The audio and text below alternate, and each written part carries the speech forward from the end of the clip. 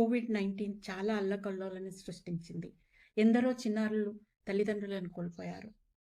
కొందరు తల్లిని, కొందరు తండ్రిని, కొందరు ఇద్దరిని కోల్పోయిన వారి సంఖ్య చాలా ఉంది. లాన్సెట్ పరిశోధన ప్రకారం 19.17 లక్షల చిన్నారులు తల్లిదండ్రులను కోల్పోయారు అని ఉంది. ఇది చాలా అతిశయోక్తి అని ప్రభుత్వం అంటుంది. మరి అధికారిక లెక్కలు ఏం చెప్తున్నాయి? National commission for protection of child rights వారి లెక్కల ప్రకారము 1,53,827 మంది చిన్నారులు తల్లిదండ్రులను కోల్పోయారు అని చెప్తుంది. దాదాపు 30,000 మంది చిన్నారులు తల్లి లేదా తండ్రిని కోల్పోయిన వారి సంఖ్య అని చెప్తుంది.